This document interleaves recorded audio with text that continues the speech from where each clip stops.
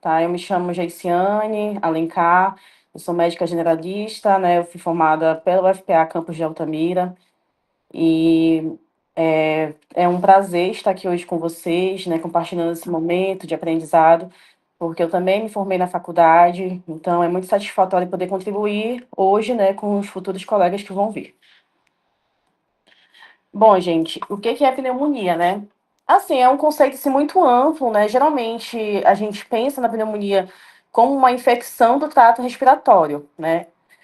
Se vocês forem ver esse conceito de pneumonia pela Sociedade Brasileira de Pediatria, eles falam que pode ser uma inflamação dos pulmões. Eles colocam até entre aspas no conceito, porque é uma infecção que acontece, principalmente causada por uma bactéria, por vírus, por fungo. E quando a gente fala de pneumonia adquirida na comunidade, por que a gente foca nessa nomenclatura? Porque a gente tem que entender que tem pneumonia também nosocomial, né? Que são pneumonias adquiridas dentro do ambiente hospitalar, dentro de unidade de saúde, que não é o caso que a gente está estudando hoje. O que a gente vai entender hoje é sobre pneumonias adquiridas em ambientes que a criança está inserida, tipo domicílio, escola, outros lugares que ela frequenta. E a pneumonia adquirida na comunidade é essa infecção causada, adquirida por esses patógenos nesses ambientes que a criança convive e que apresenta sinais e sintomas que se manifestem antes da admissão hospitalar. Por que é importante entender isso? Porque, como eu expliquei para vocês, existem crianças, por exemplo, que internam hoje por um quadro de gastroenterite e adquirem uma pneumonia após 48 horas de internação. Isso no ambiente hospitalar. Então, a gente já não pensa numa pneumonia adquirida na comunidade, já pensa numa pneumonia nosocomial. Mas a pneumonia mais prevalente na infância e na criança são pneumonias adquiridas na comunidade por conta do ambiente que a criança vive, né? Quando a gente fala de pneumonia, a gente tem que entender um pouco da etiologia da doença. As principais pneumonias da infância são virais, tá?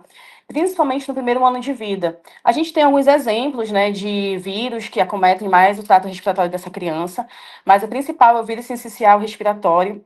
Quando vocês estiverem inseridos no ambiente hospitalar, lidando mesmo na prática clínica com crianças, vocês vão perceber que a maioria é viral e a maioria é causada por esse vírus. Ele é o mais importante, tá? E é o mais predominante na infância. Claro que também existem pneumonias adquiridas na comunidade por influenza, parainfluenza, adenovírus, rinovírus, mas sempre a gente tem que lembrar do vírus sincicial respiratório, que é o mais prevalente. A gente também tem, né, a pneumonia bacteriana, que acaba sendo a viral é a mais comum, mas acaba que a bacteriana, em relação à frequência, ela também é bem prevalente, porque a gente sabe, né, que o principal patógeno hoje da infância é o Streptococcus pneumoniae. Ele é o mais comum em todas as faixas etárias.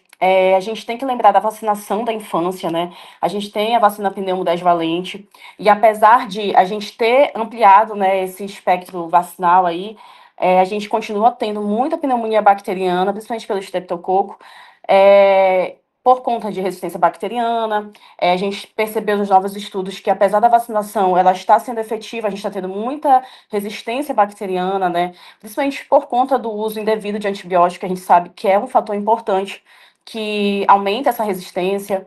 E a gente percebe que estão criando os novos tipos, né, de bactérias que acaba que a vacinação não está cobrindo tão bem. Porém, a gente sempre tem que estimular essa vacinação, né, porque além dela prevenir a doença, ela também impede que a doença avance para um quadro mais grave. A gente tem outras bactérias também que acometem o trato respiratório dessa criança, que é o Streptococcus pyogenes, o Staphylococcus aureus. O Staphylococcus aureus, principalmente, a gente tem que lembrar que ele é muito prevalente em infecções bacterianas graves na criança, tá? Então, assim, a gente vai ter o Streptococcus pneumoniae, que é a bactéria mais frequente, que geralmente vai ser o causador de complicações bacterianas na criança, pneumonia complicada, ele vai ser o agente mais comum e que vai causar complicações também. Porém, quando a gente fala de pneumonia complicada, a gente sempre também tem que lembrar do Staphylococcus aureus, tá? Que ele costuma causar uma pneumonia com critérios de gravidade maior na criança. Então, vocês sempre têm que lembrar dessas duas principais bactérias, tá? O pneumococo e lembrar do Staphylococcus aureus, que são os que a gente mais usa na prática clínica mesmo, que a gente mais pensa geralmente na infância. Aqui eu deixei esse quadro para vocês para a gente tentar entender um pouco dessa etiologia de acordo com a idade, tá? Então, assim, a gente tem que lembrar das faixas etárias na infância, né? A criança, ela ela é diferente em tudo em relação ao adulto, né? No adulto, geralmente a gente tem os patógenos mais comuns, que né, não é tão assim, não muda tanto com a idade, mas na criança tudo muda com a idade, né? Tudo muda com o peso. Então a criança, ela é um ser humano à parte, é tudo muito diferente nela. E em relação aos patógenos também. Então a gente tem que lembrar que os RNs, até 3 dias de vida, a gente tem que pensar sempre em patógenos do trato vaginal da mulher, tá? Porque durante o parto, né, a gente pode ter essa transmissão da mãe para o bebê. Então, a criança que manifestar sintomas gripais, sintomas respiratórios nos primeiros dias de vida, a gente sempre tem que pensar nas bactérias que acometem o trato genital feminino e que podem ter sido transmitidas durante o parto, tá? 20, RN, eu vou até estender um pouco, até 28 dias de vida, porque esse quadro ele divide, ele é bem dividido, né? Ele mostra até RN até 3 dias de vida, de 3 dias a 28. Mas se a gente pegar do RN, que é essa faixa etária até 28 dias de vida, a gente pode perceber que a maioria dos patógenos que estão contidos nessa tabela mostram bactérias que colonizam a flora bacteriana vaginal, tá? E que podem causar essa pneumonia nesse recém-nascido. Quando a gente fala em crianças de 1 a 3 meses, a gente tem que lembrar, né, que a principal pneumonia de crianças até 3 meses de idade é viral, tá? E ainda podem ter acometimentos de bactérias do trato vaginal, tipo clamídia, tá? Então, assim, a gente tem que lembrar que a gente tem que pensar na epidemiologia dessa criança também, tem que pensar no tempo de vida, tem que pensar no que pode ter acometido essa infecção do trato respiratório dela. Quando a gente fala de crianças de 4 meses a 5 anos, a gente vai para os patógenos mais comuns, que é o viral, né? E tem também os streptococcus pneumônicos, que eu já falei para vocês, e o áureos, né? Que são os que a gente mais estuda, geralmente, na prática clínica. E acima de 5 anos, a gente vai continuar com o pneumococo sendo bem prevalente, e o áureos, né? Que crianças acima de 5 anos acaba tendo uma pneumonia mais atípica, mais complicada. Então, a gente sempre tem que pensar também nesses patógenos, principalmente no micoplasma, tá? O micoplasma, ele é uma bactéria que sempre causa infecções atípicas na criança, pode ter sintomas atípicos, inclusive, e a gente sempre tem que lembrar dele na faixa etária acima de 5 anos, tá? Tá, então, gente, a gente falou da etiologia, né, que tem o viral, o bacteriano, e quando a gente fala de etiologia, às vezes algumas literaturas falam pra gente que dependendo da etiologia, tu pode ter sintomas clínicos diferentes, tá? Assim, na prática clínica, vocês vão ver que isso é muito complicado da gente pensar. É, se vocês forem estudar um pouco mais a fundo de pneumonia, alguns estudos mostram que 80% das pneumonias a gente nem consegue, de cara, saber qual é a etiologia dela, tá? O paciente ele vai chegar com um quadro clínico sugestivo, a gente vai pensar como se for. O que que pode ser? É uma pneumonia? Pode ser bacteriano? Pode ser viral? Pode ser qualquer uma das duas. Então a gente vai tratar conforme. Nem sempre a gente consegue saber de cara, nem sempre não, na maioria das vezes a gente não consegue saber de cara qual é a etiologia dessa pneumonia. Então, a gente tem que se atentar ao quadro clínico sugestivo e tratar, tá? A gente não vai ficar pensando, mas será que é bacteriano, será que é viral? Não. O que importa pra gente aqui é saber diagnosticar, ver os sinais sugestivos e já tomar as medidas iniciais. Então, como é que essa criança vai começar? Ela vai começar com quadro de IVAS, tá? Uma infecção de viária superior. Vai começar com uma tosse, com uma coriza, congestão nasal, tá? Depois disso, a criança pode ter febre, ela pode persistir essa febre, ela vai ter também uma queda do estado geral, vai ficar mais sonolenta, né? Não vai mais estar brincando, fazendo as atividades dela diárias, tá? E aí a gente vai começar a perceber a piora desses sintomas. A criança começou com uma coriza, com uma tosse seca, depois a tosse ficou produtiva, a criança não melhora desse estado geral dela, a febre não passa, a febre acima de 38 que não melhora, a gente dá sintomáticos, não está melhorando. A gente também pode ter sinais de desconforto respiratório, tá? Então, a criança começou a apresentar tiragem subcostal, tiragem intercostal, retração de fúrcula external, batimento de asa de nariz. Alguns desses sinais também são importantes para a gente perceber. A criança começa a recusar alimentos, não está ingerindo líquido, diminui as mamadas, né? Ela também fica gemente, né? Fica mais chorosa, tudo que toca na criança, ela fica daquele jeito assim mais mole, né? Que a gente percebe que a criança fica.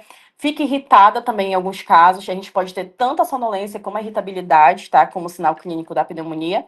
E algumas crianças podem ter vômito, principalmente bebê, tá? Os bebês, eles têm tosse produtiva, eles não sabem cuspir. Eu sempre falo isso para os pais. Pai, teu filho não sabe cuspir, ele vai vomitar, tá? Então, produziu aquela tosse, ficou aquela secreção, a criança vomita, tá? É muito comum isso. E a gente tem o principal sintoma, tá? Que vocês têm que saber isso, ficar no sangue, na alma de vocês, que o principal sintoma da pneumonia é taquipneia, tá? A taquipneia é o sintoma mais importante. Então, criança com IVAs, beleza, tá tranquilo, vai dar um sintomático. Criança com tosse, coriza, febre, dá um sintomático. Criança com tosse, coriza, febre, taquipneia, pneumonia. Acabou, tá? É pneumonia até que se prove o contrário. A gente tem que entender que o diagnóstico, por conta disso, é clínico, tá?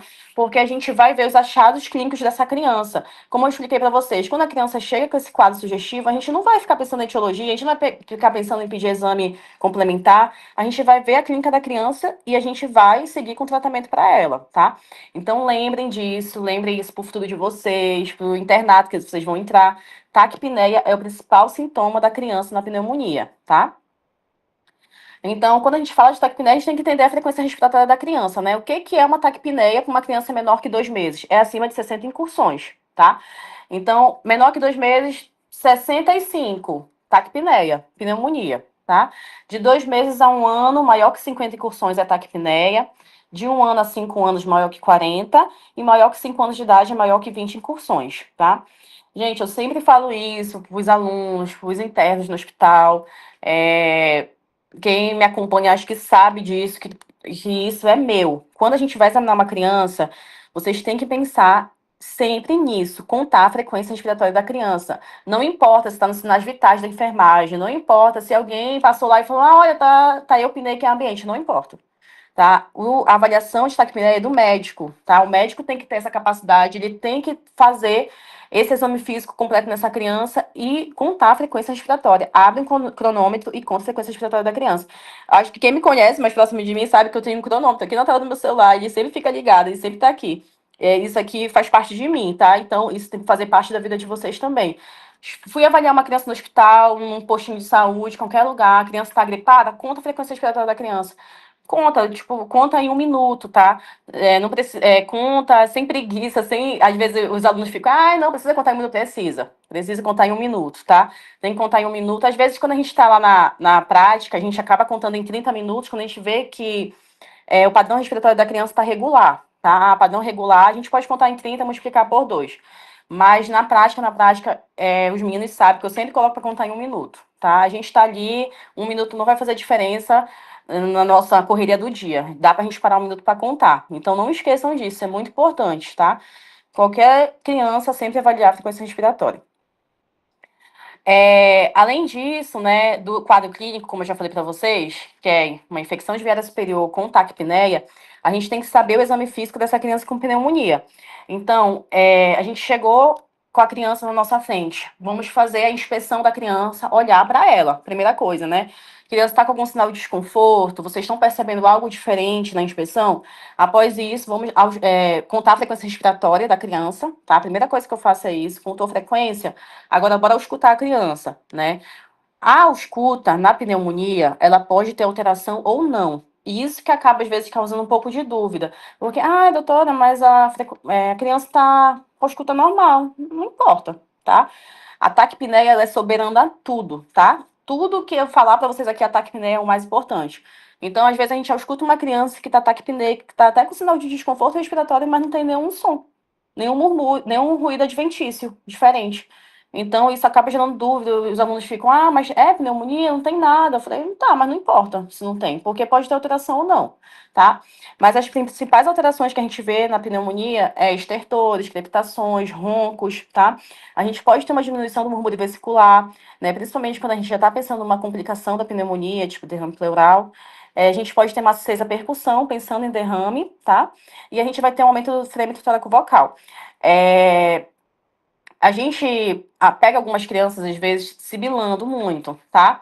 A sibilância, ela já é um pouco diferente na infância, né? Isso já seria algo que a gente teria que discutir depois, né? Pensando numa bronquiolite, pensando em asma, pensando em outras causas da infância, tá? Principalmente, primeira sibilância da infância, a gente sempre vai pensar num quadro mais diferente, tipo bronquiolite.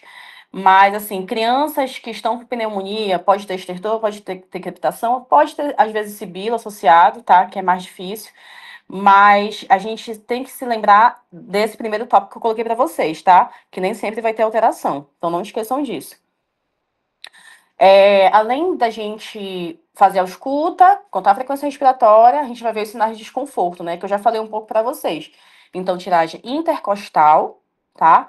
Que é entre as costelinhas, subcostal, que é abaixo da costela, ou supraclavicular, tá? Que é abaixo da acima da clavícula. A gente pode ter retração de fúrcula external, tá? É bem característico, a gente vê esse afundamento mesmo da fúrcula. Batimento de aleta nasal, gemência, principalmente respiratória, que eu já falei para vocês. Cianose pode ter, principalmente de mucosa oral, estridor e sibilância, tá? Como eu falei, a sibilância nem sempre ela vai estar presente na pneumonia, tá? Geralmente vai ser outros quadros associados. Mas quando a gente vê uma criança que a gente percebe essa sibilância externa, fora a ausculta pulmonar, já é um sinal maior de gravidade, tá? Além disso, no exame físico, a gente sempre vai avaliar sinais de baixa perfusão na criança. Então, a criança tá sonolenta, né? Tá com nível de consciência rebaixado, ela tá pouco responsiva, tá hipoativa. A criança tem o relato da mãe que não está se alimentando, diminuiu as mamadas no caso de bebês. A gente também vai perguntar para a mãe como é que tá o xixi dessa criança, né? O débito urinário está satisfatório? A gente sempre tem que avaliar, tá? A gente também tem que ver os sinais vitais dessa criança. Lembra que é muito importante, né? Além da taquipneia, a gente também avaliar outros sinais, tá? Tipo taquicardia, né? Como é que vai estar essa frequência cardíaca dessa criança. O ideal seria fazer pressão arterial nas crianças também, né? Aferir sempre. Na nossa realidade, infelizmente, a gente não consegue ter isso na prática de maneira efetiva, né? Porque geralmente os hospitais públicos não têm um manguito adequado para criança, principalmente bebês, né? Então a gente acaba pecando um pouco nesse fator de aferir pressão de criança, mas seria importante também a gente avaliar para ver sinais de baixa perfusão, como hipotensão. E a gente também tem que ver o tempo de enchimento capilar, que é algo assim muito subjetivo, tá? O tempo de enchimento. Então, hoje em dia a gente nem considera mais tanto tempo de enchimento em alguns casos, porque se eu avaliar um tempo de enchimento hoje, o outro médico pode avaliar diferente, sabe? Então, ele é um critério muito subjetivo. Eu coloquei aqui do lado para vocês essa tabela, que ela é a escala de coma de Glasgow modificada para infância, tá? A gente sabe que o Glasgow, ele é uma escala para trauma, tá? Para a gente avaliar traumatismo cranioencefálico, né? Para avaliar nível de consciência no trauma. Mas vocês vão ver que na prática a gente acaba adaptando um pouco o Glasgow para nossa vida comum. A gente acaba avaliando sempre, né, abertura ocular, resposta verbal e resposta motora no paciente, porque ele acaba facilitando um pouco para tu te guiar em como é que tu vai avaliar esse paciente que chegou ali, mesmo que não seja um trauma, tá? E aqui a gente tem a modificada, né, que são para as crianças menores de 2 anos, que a gente pode avaliar também no momento que a criança chegou pra gente com quadro de pneumonia ou com qualquer quadro, qualquer doença da infância, tu pode sempre avaliar esses critérios na criança, tá? Então tu vai ver se a criança tem abertura ocular espontânea, né? Se a criança, como é que tá a resposta verbal dela? Se for um bebê, tá com choro irritado, tá choroso a dor, tá só gemendo, resposta motora dessa criança, como é que tá, né? Tá espontânea, ou então ele só reage à dor, ao toque. Então, isso é importante também, só pra gente se guiar um pouco, pra sempre lembrar de avaliar esses critérios na criança, tá? É interessante essa parte da resposta verbal dessa tabela, porque a criança não sabe falar, né? Se está com dor, o que está sentindo, mas a gente consegue avaliar o nível de consciência dela através dos sons que ela emite, né? Através da forma como ela vai se apresentar, como eu falei para vocês, às vezes ela vai estar muito irritada, ou às vezes ela vai estar só gemendo, muito sonolenta. Então, isso é importante também a gente avaliar na pneumonia. Gente, e aí eu falei um pouco já, né, de sinais clínicos, exame físico, e eu quero ressaltar para vocês sobre sinais de gravidade, tá?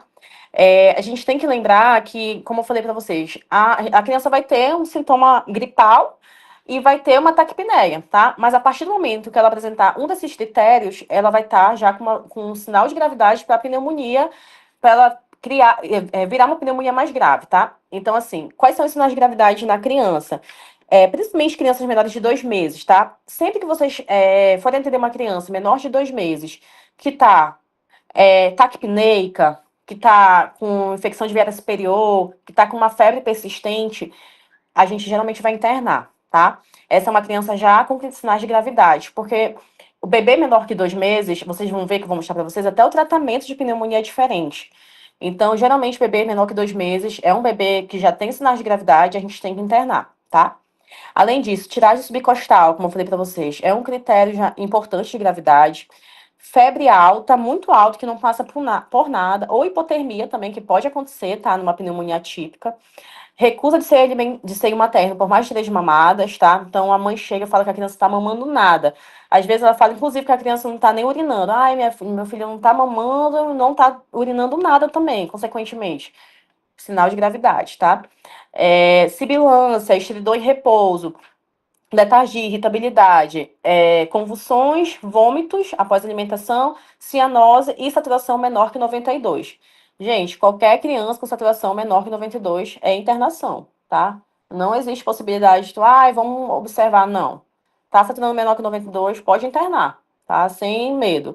E apresentar qualquer um desses outros sinais também é um sinal de gravidade importante para internação. Eu coloquei esse vídeo aqui para vocês, tá? Peço para vocês prestarem atenção, que aqui tem alguns sinais de desconforto na criança, tá?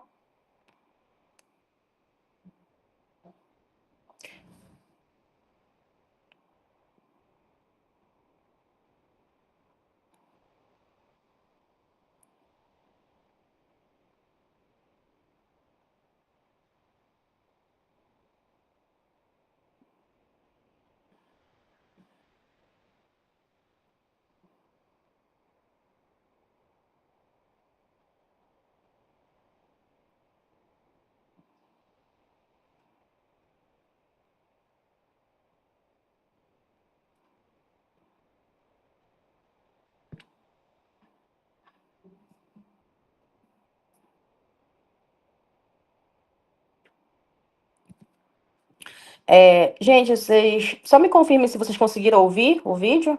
Alguém me fala aí? Tá sem áudio pra mim, professora. Tá sem áudio? Peraí.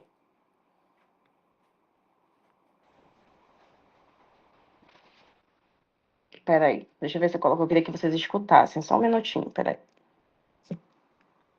Acho que eu vou ter que colocar aqui o som, né, do...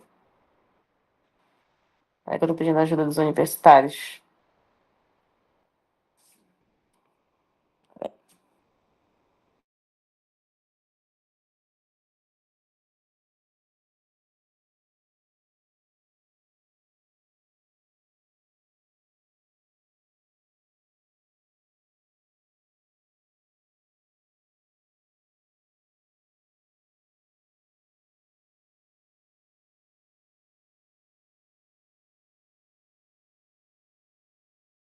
Peraí, vocês estão ouvindo agora?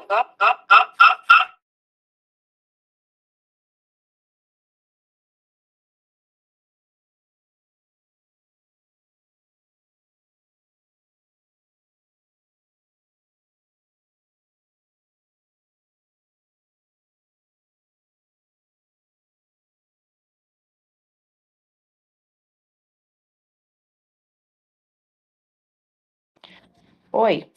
Vocês não conseguiram ouvir, não, né? Ainda não, professora. Ainda não saiu nada. Tá.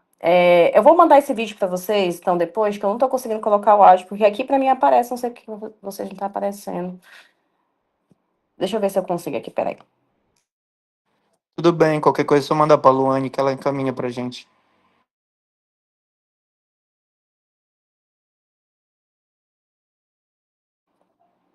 Tá, eu vou continuar, porque eu não consegui colocar aqui pra vocês. Deixa eu só transmitir aqui de novo. Eu queria mostrar pra vocês.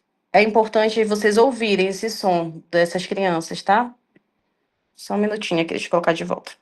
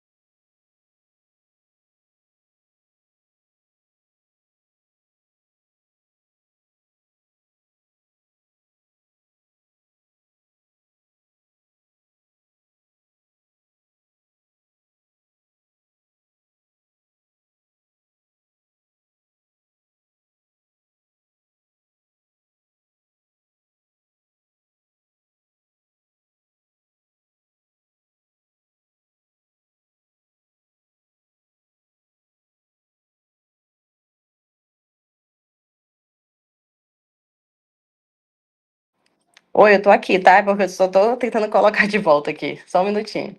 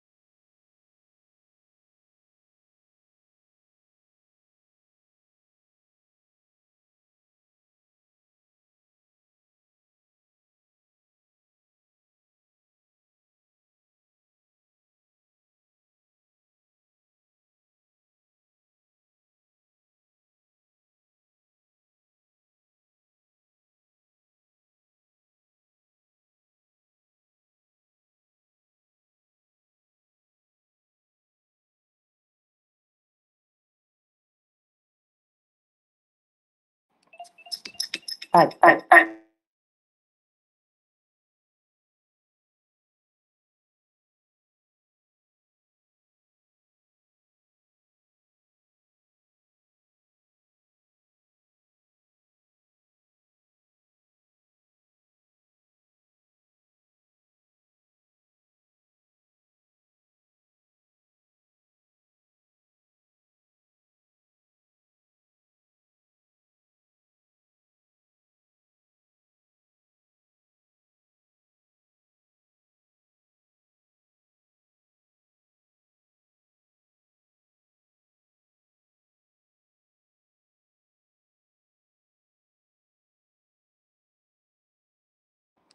Tá, gente, acho que agora foi. No caso, deixa eu só ajeitar. Tá. Vocês estão me ouvindo? Oi? Sim. Tá. Eu queria mostrar pra vocês, não deu certo, né? Eu fiquei aqui, eu pensei que ia dar pra ouvir o som, mas eu mando pra vocês depois esse vídeo, tá? É, eu vou mostrar pra vocês agora outro vídeo. Esse outro vídeo é de uma criança que, inclusive, estava comigo ontem lá no hospital, tá? Ó, ai, essa aqui. Ó, vocês podem perceber aí que ela tá, né, com uma retração de fúrcula importante, tá? Vocês estão vendo também uma tiragem subcostal, né? Importante também, tá?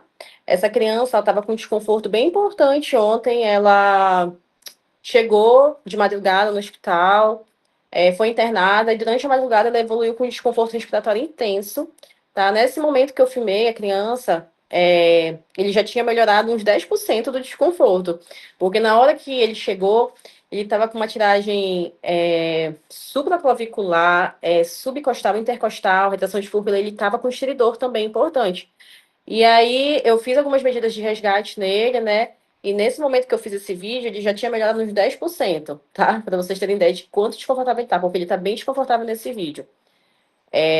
Essa criança evoluiu de forma ruim, tá? Apesar do resgate, apesar de eu ter feito as medidas iniciais, ela precisou ser entubada ontem, tá? Porque a gente tem que também saber esse momento, né? Vocês vão ver isso mais na prática, de a gente não conseguir mais manejar clinicamente e ter que evoluir com uma viária avançada, tá? Para preservar também a viária da criança, né? E evitar a fadiga, né, respiratória. Então, essa criança foi meu paciente de ontem. Esse aqui é um outro pacientezinho meu, tá?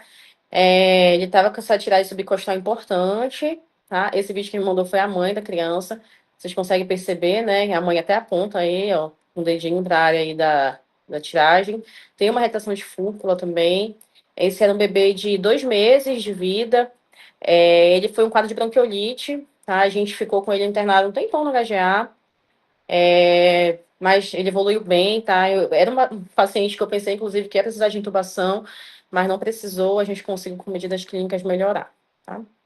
Então, assim, eu coloquei esses exemplos para vocês conseguirem visualizar melhor, né? Como é que é esse desconforto. Eu acho, assim, que é o legal a gente entender isso para a gente aplicar na prática mesmo. A gente fala, e às vezes vocês não conseguem visualizar bem o que é esse sinal de desconforto, o que é essa criança gemente, o que é essa criança com estridor, com sibilância, tá? Depois vocês podem escutar melhor, mas sempre prestar atenção nesses sinais na infância. Então, como eu já falei, o diagnóstico é clínico, tá? Sempre vai ser um quadro clínico sugestivo, uma infecção de viária superior com taquipneia, tá? Então, o mais importante é fazer um exame físico bem feito, ao escutar a criança, contar a frequência respiratória, ver sinais de desconforto, né? Porque a gente visualiza, né? Então, a clínica ela é mais importante do que qualquer exame complementar na pneumonia da infância, tá? Então, como eu já falei inicialmente para vocês, chegou criança, não importa exame complementar, não importa a etiologia nesse momento. O que importa é a clínica da criança e a gente saber manejar isso da forma adequada, tá? Exames complementares, então. Raio-x de tórax sempre a gente vai fazer? Nem sempre, tá? Chegou uma criança para mim, eu tô lá atendendo ali na UBS, tá? Criança tá com uma coriza, uma congestão, uma febre ali, faz 38, mas não é uma febre que tá recorrente. A criança tá com taquipneia, tá? É uma criança de 2 anos, tá com uma frequência respiratória de 50, tá? A criança tá taquipneica, mas a criança tá bem, tá em bom estado geral, tá ativa, reativa, tá correndo o teu consultório inteiro, a mãe fala que a criança tá comendo bem, tu não precisa pedir raio-x para essa criança, tá? Diagnóstico é clínico, então tu não vai pedir raio-x para todas as crianças que tu suspeita de pneumonia. Criança tá bem, em bom estado geral, pode tratar ambulatorialmente? Faz a receita, manda para casa, tá? A criança está com desconforto respiratório intenso. Uma dessas crianças que eu mostrei para vocês de ontem, por exemplo. Essa criança chegou para mim muito desconfortável, muito cansada. Eu vou ter que internar. Aí eu vou ter que pedir um raio-x, tá? A criança já está internada comigo, já tem 5 dias. A criança não melhora, a criança continua desconfortável, taquipneica, sinais de desconforto, tá fazendo febre persistente, mesmo em uso de antibiótico. Aí eu tenho que pedir um novo raio-x, tá? Porque acaba que hoje raio-x acaba sendo praticamente. A mãe entra no teu consultório, doutora, eu vim pedir um raio-x pro meu filho. E elas já entram assim, tá? Doutora, eu vim aqui porque a menina tá com tosse, eu queria ver o pulmão dele, ó. Elas já chegam assim, tá? Então, a gente tem que ter muito esse jogo de cintura com a mãe. Olha, mãe, diagnóstico é clínico. Eu sempre explico isso para as mães, tá? Diagnóstico é clínico. Eu sei que teu filho tá com pneumonia, mas teu filho tá bem, eu não preciso de um raio-x. Ou então, mãe, deixa eu escutar a primeira criança, deixa eu ver como é que a criança tá, deixa eu avaliar, deixa eu fazer o exame físico, tá? Então, o raio-x, ele não é algo assim que às vezes vai mudar tanto o desfecho da criança ou vai fazer tanta diferença nesse tratamento inicial. Vamos supor que a criança, tu vai fazer exame físico, tu percebe uma maciez da percussão, tu percebe uma diminuição do murmúrio vesicular. Aí tu tem que pedir um raio-x, tá? Pode ter um derrame associado. Então, assim, a gente tem que ter esse feeling, né, de entender quando pedir e quando não pedir, tá? A gente acaba tendo esse problema na prática, eu digo para vocês mesmo hoje, na minha vida profissional, eu tenho muitos problemas com as mães, tá? Elas já chegam assim querendo raio-x. Às vezes fica até um pouco difícil da gente convencer. Algumas entendem, outras não, tá? Vocês vão ver que esse problema é muito real, né? Muito persistente. Hoje, assim, eu sempre explico para os pais o que que é pneumonia, eu explico da taquipneia, né? Que é o sinal mais importante. Mas, assim, às vezes eles ficam, mas mesmo assim eu quero um raio-x, entendeu? No fim das contas, vocês vão ver que a gente acaba pedindo por insistência dos pais, mas que esse não é o ideal, tá? A criança tá, às vezes o que acontece também, a criança já tá tratando em casa, e aí o pai chega lá, doutora, eu vim aqui porque meu filho fez o tratamento de pneumonia, e eu queria ver como é que tá o pulmão dele. Aí eu falo, tá, mas a criança tá bem? Tá, melhorou? Tá. Aí eu falo, e por que você quer o raio-x? Tipo, eles têm muito essa ideia de que tem que fazer o raio-x de controle também. Ah, eu fiz o tratamento, 7 dias, a criança melhorou, tá bem, tá ótimo, mas eu vou lá pedir um raio-x para ver o pulmão. Aí isso também é outro problema, tá? A gente não faz raio-x de controle, tá? O raio-x é para ajudar no diagnóstico, para ajudar na conduta ali quando tu vai internar uma criança, ou se tu tem uma suspeita de uma complicação, ou se a criança está tendo falha terapêutica, beleza. Mas criança tratou, tá bem, não precisa fazer raio-x de controle, tá? Ultrassom de tórax. Em que casos a gente vai pedir? A ultrassom, para falar a verdade para vocês, não é um exame que é tão utilizado aqui na nossa realidade. Mas, assim, em grandes centros, né, que eles têm uma ultrassom mais disponível, principalmente em pronto atendimento, eles utilizam muito dessa ferramenta. Porque a ultrassom ela é um exame barato, fácil, né, de manusear, é acessível e ele ajuda a gente a perceber outras alterações pulmonares, tipo derrame pleural, tá? Às vezes tu tem uma alteração ali no teu PS, tu vai usar essa ultrassom para ver como é que tá. Tu percebeu uma maciez ao tórax da criança, tá diminuída a ausculta. Pega a ultrassom, passa a ultrassom, já vê se tem algum derrame pleural ali, tá? Ele é um exame que ajuda muito, auxilia bastante, mas na nossa realidade aqui de Altamira, principalmente, não é tão comum, tá? Hemograma, hemocultura, PCR, são exames laboratoriais que a gente vai pedir em crianças que têm critério de gravidade, que vão ser internadas. Como eu expliquei, criança que tu vai atender na porta do teu posto de saúde, tu não vai ficar pedindo exame laboratorial por causa de toda a pneumonia, tá? Tu vai pedir exame laboratorial quando tu vê que tem necessidade. E se tu for internar essa criança, é mandatório pedir hemograma PCR, tá? Hemocultura, a gente acaba não pedindo na nossa realidade, porque a gente não tem tão disponível. Mas é um exame muito interessante, né? Para a gente poder perceber, né, o patógeno dessa criança. E a gente tem mais disponível aqui em Altamira no regional, tá? No HGA, né, na UPA, não é disponível. A gente também pode pedir dosagem de eletrólitos, né? Sódio, potássio, né? Avaliação do líquido pleural. Eu coloquei essa parte para vocês porque isso não é tão disponível para a gente também, tá? Mas é algo assim que, se vocês forem ver na literatura, fala muito, né? Esse BP fala bastante disso. Porque se você tem uma criança que está com suspeita de derrame pleural, tu vai fazer uma toraxentese, né? De alívio, tu vai fazer uma toraxentese diagnóstica também, tá? E a criança está com derrame importante. Você vai fazer a toraxentese, vai pegar esse líquido pleural e vai mandar para a amostra, tá? Vai mandar para a gente analisar esse líquido, ver o que está cometendo esse pulmão dessa criança. Isso seria, assim, padrão ouro, né? É um procedimento muito importante, mas que, infelizmente, a gente não tem disponível aqui para a gente. A gente tem disponível mais no regional, tá? Deixa eu passar um cara.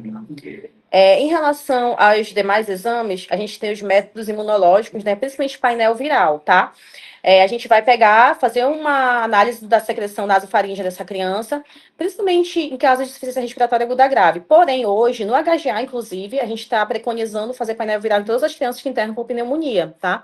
Porque pelo painel viral, a gente consegue perceber qual é realmente o patógeno que está cometendo essa criança. Então, eu ia até mostrar para vocês, não achei para colocar para vocês, mas a gente fez um painel viral das crianças aqui em Altamira, dos últimos tempos, que teve muita infecção respiratória, e todos os resultados saíram vírus sincicial respiratório. Então, quase 80% das nossas crianças lá do HGA foi viral e foi o vírus sincicial respiratório. Então, assim, foi muito legal a gente ver isso, porque a gente estuda tanto, né, a teoria, mas na prática a gente também viu que é o que acontece mesmo. Eu coloquei essas duas imagens para vocês, tá? Esses são dois raios-x reais de crianças lá do HGA, tá? A gente consegue perceber, né, que tem essa densificação ali do hemitórax direito, uma consolidaçãozinha ali já, tá? Não sei se vocês conseguem perceber uma parte mais branquinha, que isso é já uma consolidação, né? Provavelmente uma pneumonia bacteriana já, que geralmente pneumonia bacteriana cursa mais com esse tipo de alteração. E a gente também percebe nesse segundo raio-x que tem também uma consolidação aí no hemitórax direito em base, tá? Então, vocês conseguem perceber um em ápice e um em base, tá? Esse raio-x é um raio-x importante, tá? Essas duas crianças precisaram de internação hospitalar, porque além desse raio-x, elas também tinham um sinal de desconforto respiratório importante. Então, a clínica foi soberana, mas quando a gente pediu o raio-x, também percebeu essas duas alterações, tá? São crianças diferentes, mas que tiveram um bom desfecho. Esses são outros dois raios-x lá da nossa prática, tá? Vocês podem perceber nesse raio-x. Tem um que eu tô até segurando, que vocês estão vendo, é minha mão aí segurando esse raio-x. Aqui, esse primeiro raio-x, a gente consegue perceber que tem também uns focos de consolidação no hemitórax direito, tá? E tem retificação de ar costal nesse raio-x, sem ser esse que eu não tô segurando, tá? E aí vocês vão perceber que tem retificação de arco, né? Tem consolidação. É uma criança menor, eu acho que vocês podem ver pelo tamanho do tórax. Se eu não me engano, essa criança é uma criança de 6 meses. E esse outro raio-x, que é o que eu estou segurando, que aparece meu dedo aí, tem uma consolidação em hemitórax direito, né? Em ápice. Então, são duas crianças também que estavam internadas com a gente, tá? Mas que tiveram desfechos favoráveis, que a gente internou, tentou, iniciou o tratamento e melhorou. O raio-x de controle dessas crianças, principalmente essas consolidações, geralmente melhora, tá? Melhora a consolidação. Só que a gente não fica fazendo raio-x de controle, como eu já expliquei, porque as mães ficam ansiosas quando elas veem que não melhorou, e às vezes o próprio médico ele pode errar nisso, porque, vamos supor, a criança melhorou do desconforto, melhorou da taquipneia, aí eu faço o raio-x, aí veio ainda a consolidação. E aí eu vou fazer o quê? Nada, entendeu? A criança tá bem, a criança melhorou, o raio-x é o de menos, o raio-x demora para melhorar. Não vai melhorar assim, 7 dias de tratamento, o raio-x já tá incrível de novo. Não, não é assim que funciona, tá?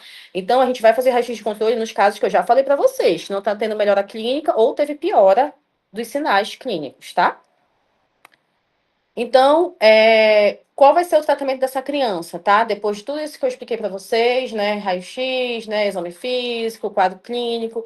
Essa criança, eu percebi que está com pneumonia, eu vou tratar ela. Isso vai depender da idade, da epidemiologia do lugar, da gravidade e do uso recente de antibióticos. Como eu falei para vocês no início da aula, a gente está tendo muita resistência bacteriana, né? A gente está tendo esse problema em crianças menores, já inclusive menores de 1 ano, as mães ficam dando antibiótico de forma indiscriminada. Tá tendo muita criança que retorna no hospital porque tenta fazer amoxicilina em casa, não trata, porque a mãe já deu amoxicilina 30 vezes aí para a criança. Aí a criança vai para casa para tratar uma pneumonia e não consegue, porque a mãe vive dando, qualquer infecção de viária superior dá um antibiótico. E acaba que essa criança cria uma resistência, tá? Quando a gente fala de tratamento, eu queria ressaltar para vocês também sobre os critérios de internação novamente, tá? Eu já até falei anteriormente, mas só para lembrar, tá? Que a gente sempre tem uns sinais de gravidade para internação, tá? Para a gente poder tratar essa criança em ambiente hospitalar, tá? Lembra, como eu falei, crianças menores de 2 meses a gente sempre vai internar. Eu coloquei aqui uma informação um pouco diferente, que eu coloquei 2 meses e 29 dias, ou seja, até 3 meses de idade tem que internar. Diverge, tá? Tem lugar que fala que é 2 meses, tem lugar que fala 3 meses, tá? Por isso que eu coloquei as duas informações. Na prática clínica mesmo, menor que 3 meses a gente interna, tá? Geralmente a gente interna, essa criança tem sinais de gravidade, né? Ela tem maior probabilidade de evoluir com uma doença grave, então geralmente a gente interna. A gente tem que lembrar das crianças prematuras, né? Que tem a questão da idade corrigida, então sempre se atentar a isso, tá? E tudo que eu já falei para vocês, sinais de desconforto, pneumonia muito extensa. Eu peguei uma criança que está com uma consolidação lobar em toda a hemitórax direito aí, eu vou internar, tá? Não tem como eu deixar essa criança fazendo tratamento com antibiótico em casa, tá? Ela pode piorar, ela pode entrar com um desconforto respiratório maior. E tudo que eu já falei para vocês, tá? Esses tópicos. Lembrar de crianças que têm comorbidades, tá? Principalmente os cardiopatas, tá? Criança cardiopata e neuropata são crianças que têm maior risco de complicação, de doença grave. Eles ficam pior mais rápido, tá? Então, lembrar de internar essas crianças. A gente pega muito isso na nossa prática. Muita criança neuropata chega lá, tá com uma pneumonia, mas tá só com taquipneia, mas não tem sinal de desconforto. A gente interna, tá? Porque essa criança tem risco de piora maior. Lembra também que a gente tem que pensar na questão social, tá? A gente pega muita criança, às vezes criança que tu percebe que a mãe não vai fazer o tratamento adequado, tu percebe que a mãe não segue, por exemplo, às vezes chega uma mãe lá, ai, doutora, eu dei 2 dias de antibiótico e não melhorou. Pois é, não melhora mesmo. Às vezes a mãe ela não dá o tratamento da forma correta, não dá a dose correta, não dá da forma que tem que ofertar para a criança. Tu percebeu isso, que é uma questão social? A mãe às vezes tem 10 filhos. Ela fala, doutora, eu tenho 10 filhos, eu não consigo cuidar em casa, não sei o quê. A gente interna, tá? É uma criança que a gente pega lá no hospital, muita criança que às vezes os pais abandonam com tio, com tia, com avó. e que a criança não é bem cuidada, a gente interna também, tá? A gente aciona o conselho tutelar, inclusive, aciona a assistente social para dar esse apoio.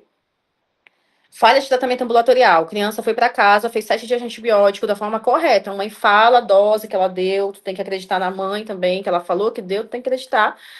Falhou, tá fazendo febre ainda, tá muito taquipneica, interna, tá? E, claro, né, se tiver alguma complicação radiológica, tipo derrame pleural, é mandatório de internação. O tratamento, gente, eu vou falar para vocês um pouco do oseltamivir. O nome comercial dele é Tamiflu. Ele é um antiviral, tá? Ele é usado principalmente para doença, para influenza, tá?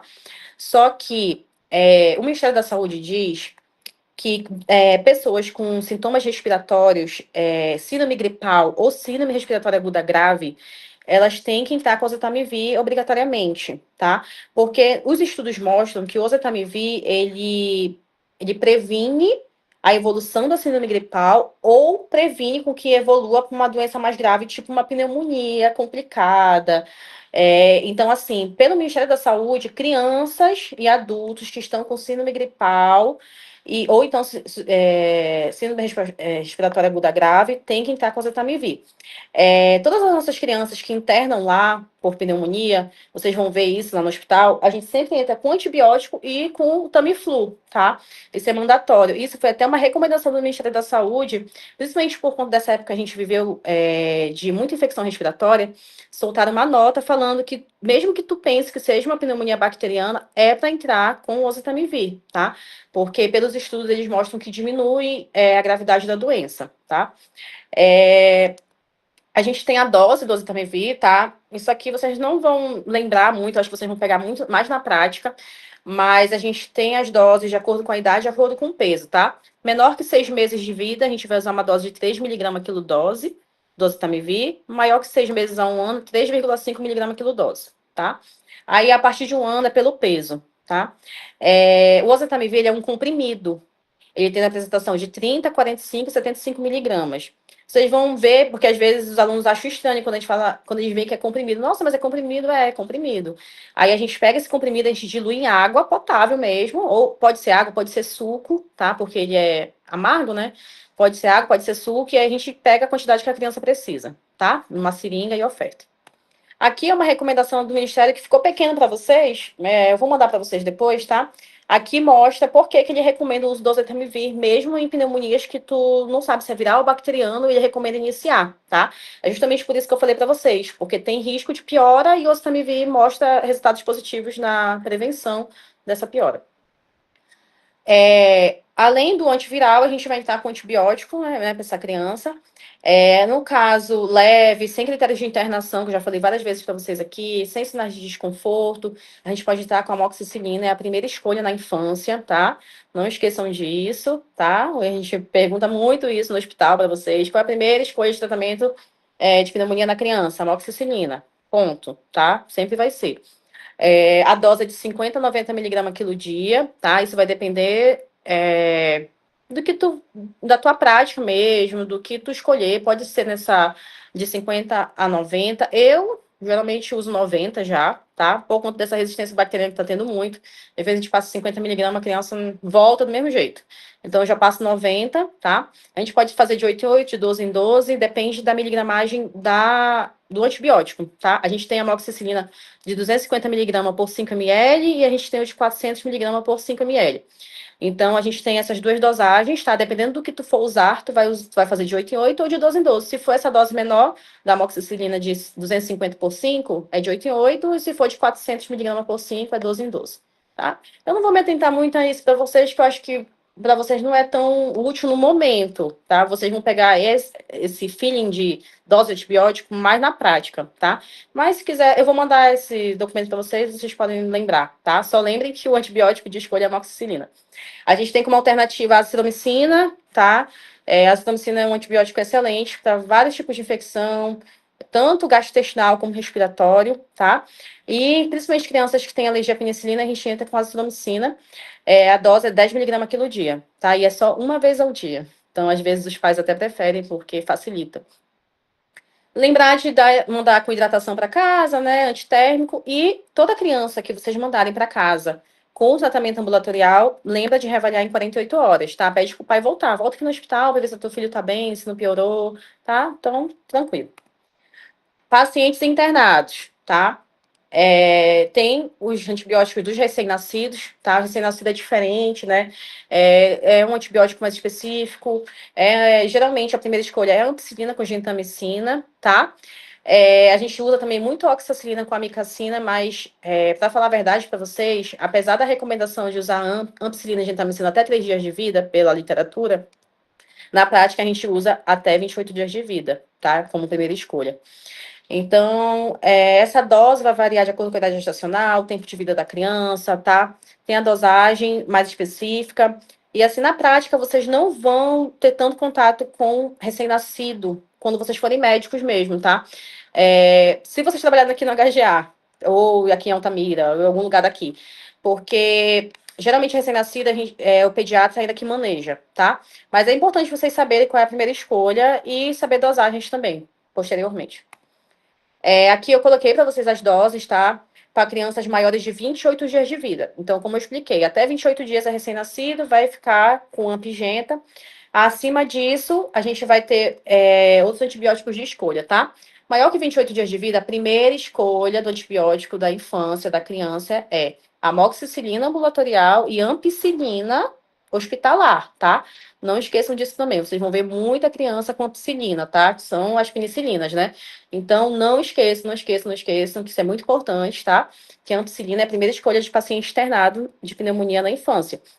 Vocês vão usar a dose de 300 a 400 miligramas quilo dia. Por que eu estou frisando a dose da ampicilina para vocês? Porque é um antibiótico de prática clínica muito importante e porque anteriormente a gente tinha uma recomendação da gente usar 200 miligramas quilo dia. Mudou, tá? Por quê? Porque teve um estudo agora em 2024 que mostrou que a gente está tendo muita resistência bacteriana. E por conta disso, os estudos mostraram que o ideal é já começar com uma dose maior, de 300 miligramas quilo dia, em infecções, em pneumonias leve a moderada, e 400 miligramas quilo dia em pneumonia mais grave, tá?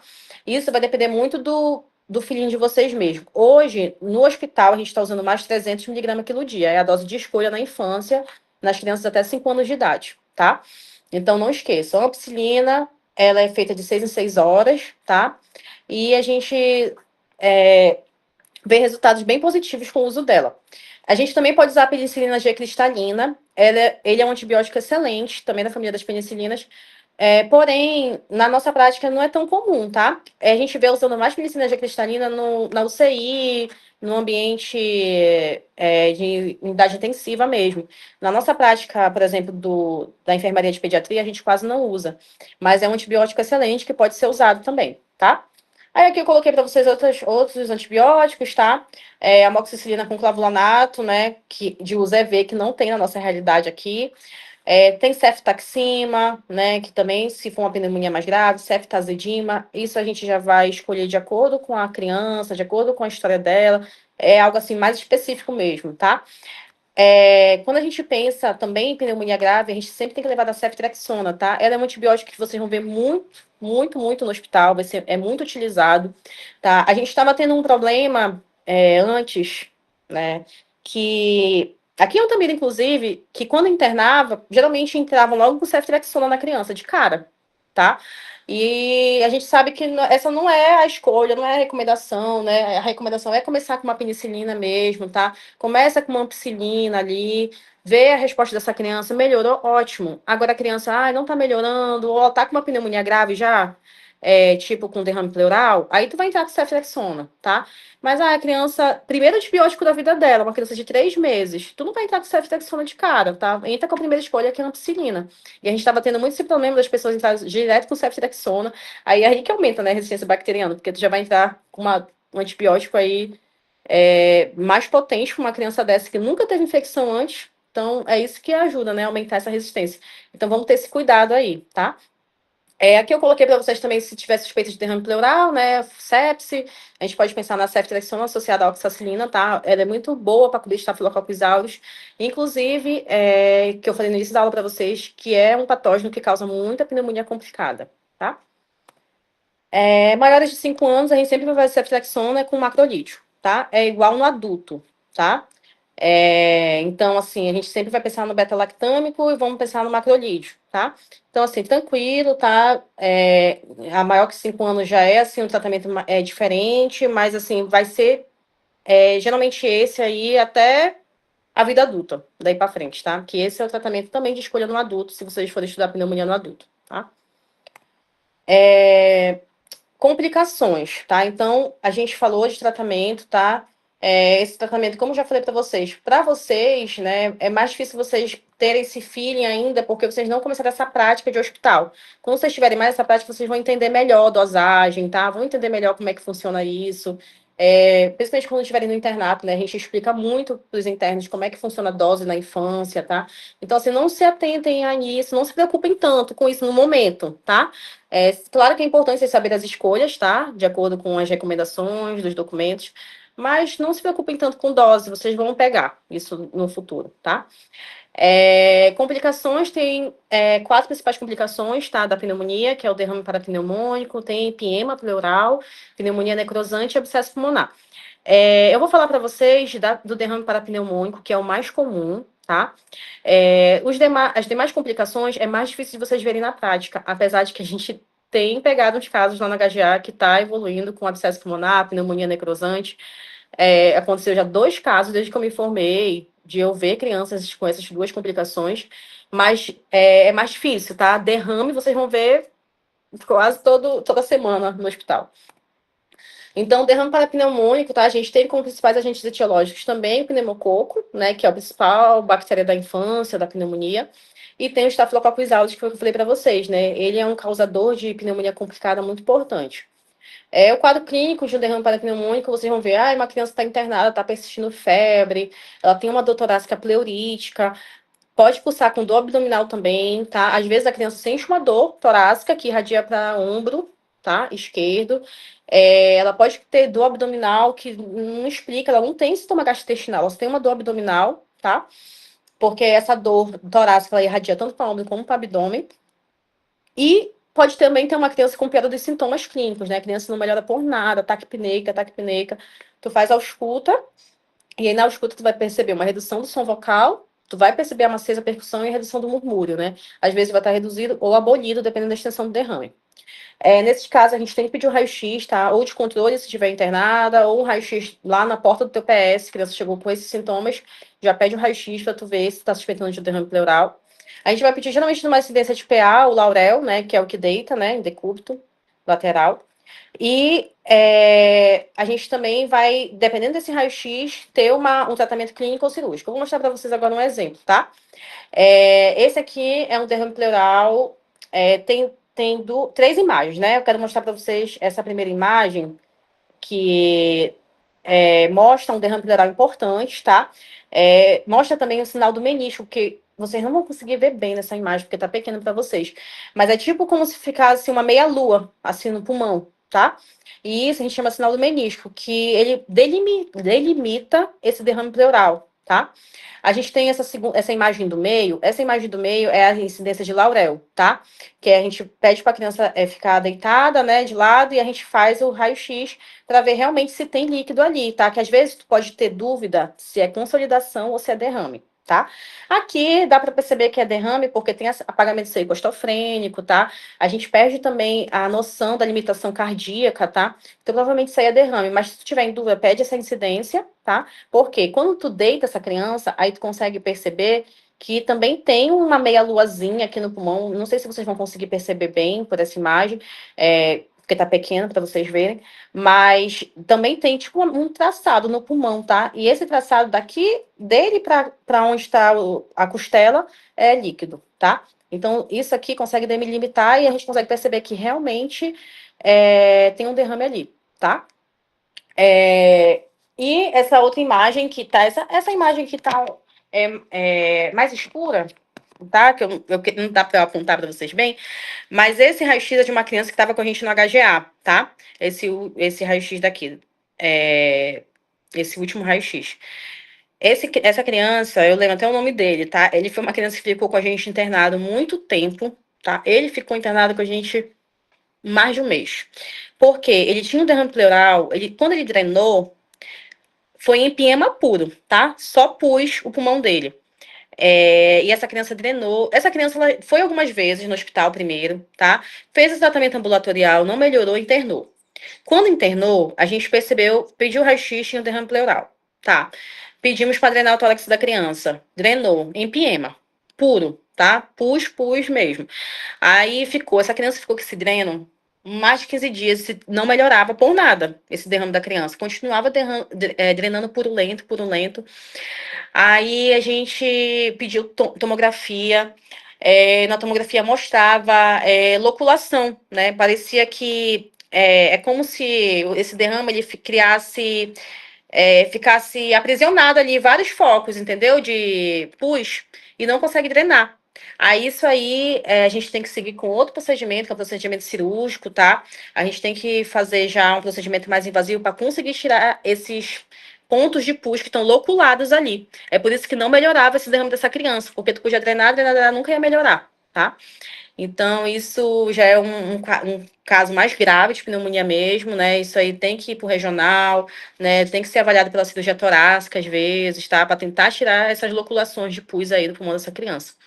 Então, ele foi uma criança que ficou com a gente muito tempo, mas foi para o regional e ficou bem, tá? Aqui, gente, é um fluxograma que só ele é da SBP, tá? E eu achei ele bem interessante para trazer, porque ele mostra como é que a gente tem que agir diante de um quadro de uma pneumonia grave, tá? Que pneumonia grave são pneumonias com complicações, né? Tipo derrame pleural.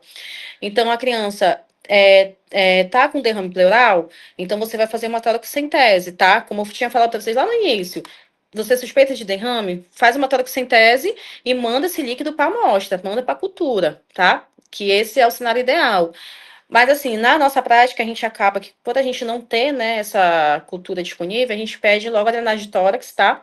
Drena esse tórax dessa criança. E aí, a gente pode manter a ampicilina, tá? Drenou o tórax, pode manter a ampicilina do jeito que tá lá. Melhorou, beleza. Agora a criança não melhorou, aí tu vai ter que escalonar esse antibiótico, tá? Pode entrar com uma ceftriaxona, pode entrar com uma oxacilina associada, pode entrar com cefepime, vancomicina, tá? Isso vai depender muito. Essa criança, inclusive, que é o João é o nome dele, desse derrame que eu mostrei pra vocês, a gente iniciou a ampicilina, depois mudamos para ceftriaxona com oxacilina, não melhorou, a gente teve que fazer vancomicina nele, tá? Então, ele foi uma criança que usou vários antibióticos e continuava, né, com um processo infeccioso importante.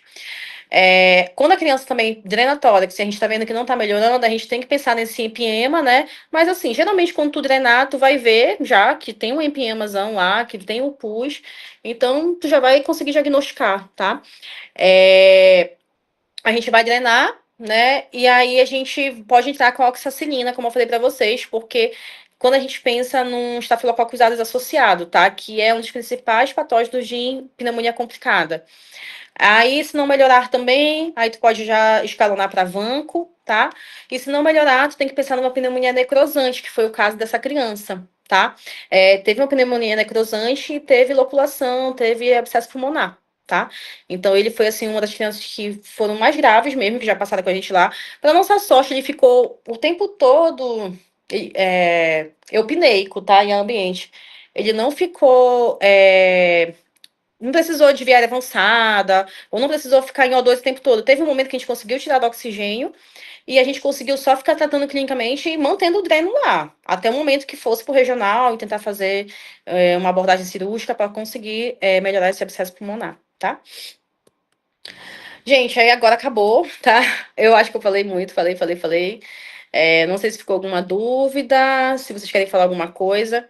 Agora, assim, pneumonia é um assunto muito importante, tá? A gente tem que sempre lembrar de tudo que eu falei para vocês, principalmente da clínica.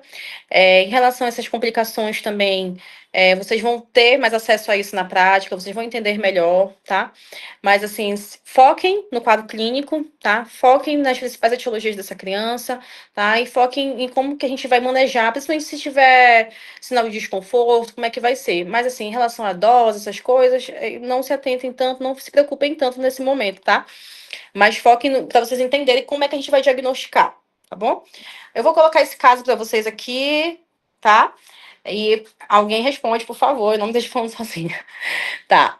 Criança de 1 ano, ela deu entrada no pronto-socorro, um quadro de tosse, febre e cansaço com evolução de 3 dias. A mãe diz que não se lembra de contato com pessoas doentes e que não viajaram recentemente. Ao exame físico, está com uma frequência respiratória de 35 incursões, frequência cardíaca está 115, temperatura de 39. Está normocorada, a dinâmica, apresentando batimento de asa nasal e retração subcostal. A ausculta com murmúrio vesicular abolido em base esquerda, roncos e estertoração, crepitantes difusos, sem alteração no exame físico. Então, qual é a principal hipótese? O que vocês acham para essa criança? Alguém responde, por favor. Não me deixe falando só.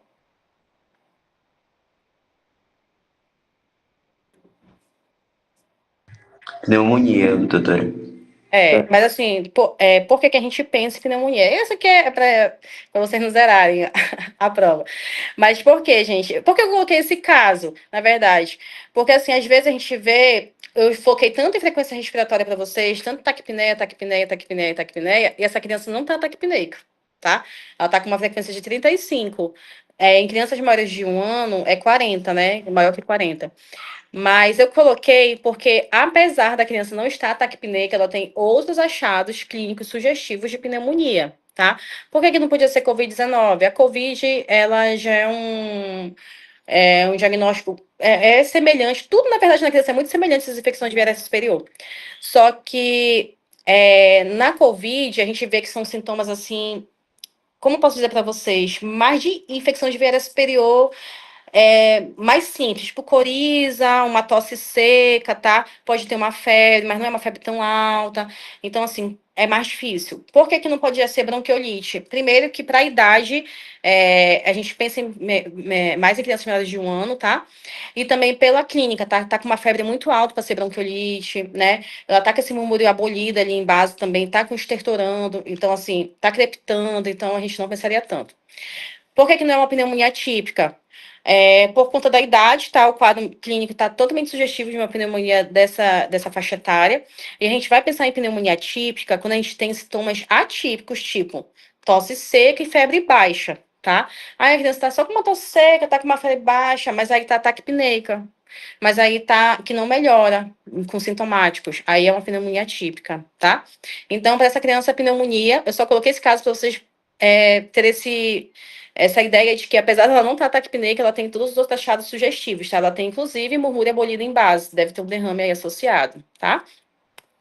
Agora, esse aqui é outro caso, tá? Eu vou ler com vocês e eu quero que alguém responda. Olha, a Organização Mundial da Saúde desenvolveu orientações de tratamento que permitem identificar crianças com pneumonia baseadas somente em sinais clínicos. Qual a conduta em crianças menores de 2 meses, com tosse, dificuldade respiratória e que apresenta frequência respiratória elevada, maior que 60? E aí? O que vocês acham? Acho que é internação, doutora. Hum, é. Mas por que tu acha que é internação nesse caso? Por conta principalmente da idade da criança, né? Uhum. E por conta da frequência respiratória também elevada, né? E por conta da dificuldade respiratória. Quando ele coloca dificuldade respiratória, ele tá pensando em sinais de esforço, tá? Então, nesse caso, realmente tem que internar, tá? Aqui ele colocou prescrição de amoxicilina por 10 dias e retorno até 48 horas. Isso aqui poderia ser, se fosse uma criança sem sinais de desconforto, tá? E maior que 3 meses, tá? Raio-X e hemograma para decisão? Não. Já falei para vocês que não é para fazer exame complementar para poder decidir. É clínico, tá? Tratamento ambulatorial com antibiótico e corticoterapia? Não, não vai ser ambulatorial, tá? E internação hospitalar para tratamento, tá? Então, lembra da faixa etária, né? E lembra do esforço que essa criança dá para respirar. Então, a taquipneia em si, se fosse uma criança maior que 2 meses, com taquipneia, sem sinais de desconforto, poderia até mandar ambulatorial, tá? Terceiro caso, tá? Um lactente de 18 meses, do sexo masculino, previamente rígido, foi atendido pelo SAMU em sua residência por apresentar febre persistente, alta e dispneia que se iniciara havia cerca de 3 dias. Em seguida, foi transportada para o pronto-socorro mais próximo, onde deu entrada muito dispneia com saturação igual a 89, gemente, cianótico, com frequência cardíaca de 145 e frequência respiratória de 60 incursões. Ao exame do tórax apresentava tiragens intercostais e subcostais. A ausculta demonstrava estertores crepitantes em todo o hemitórax e murmúrio vesicular diminuído na base do mesmo lado. Assinale a opção correta em relação à conduta e tratamento. E aí, o que vocês acham?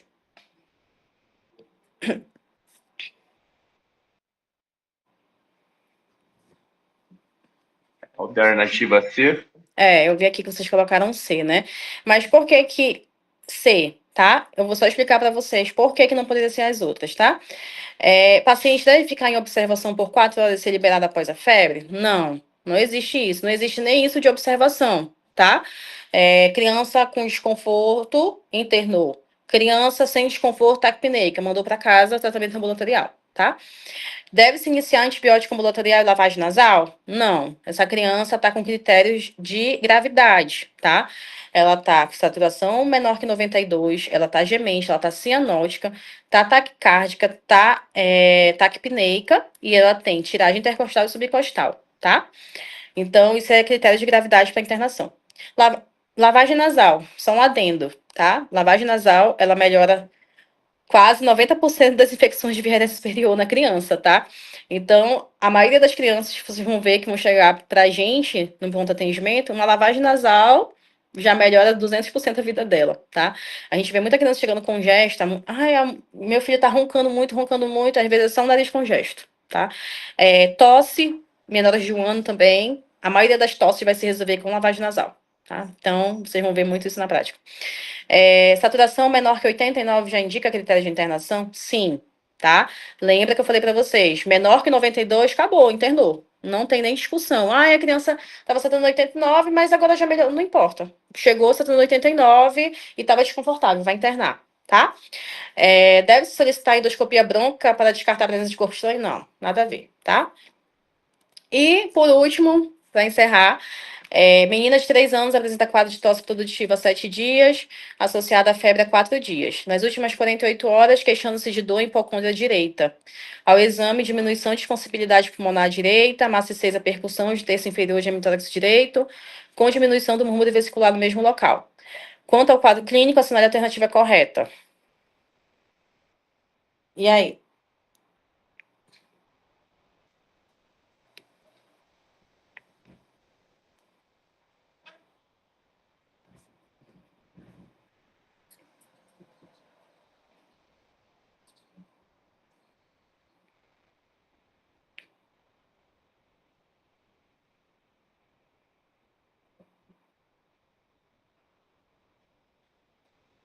Nada?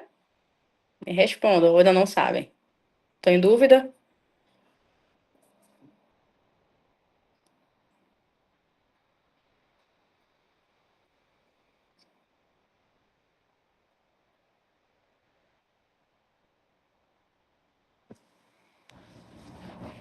Oi.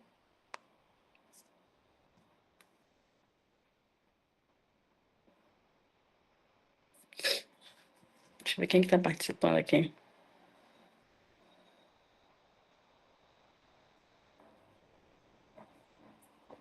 E aí, gente? Se tiverem dúvida, podem falar também. Não tem problema.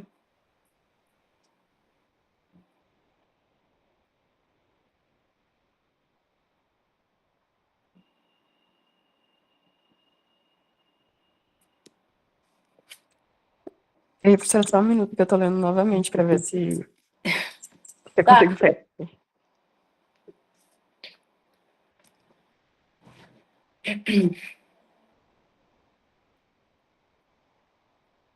O Diogo respondeu A.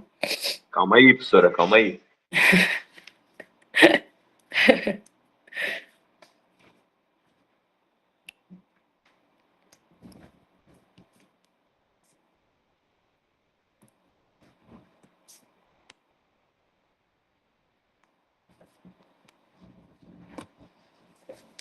Doutora, poderia ser a A.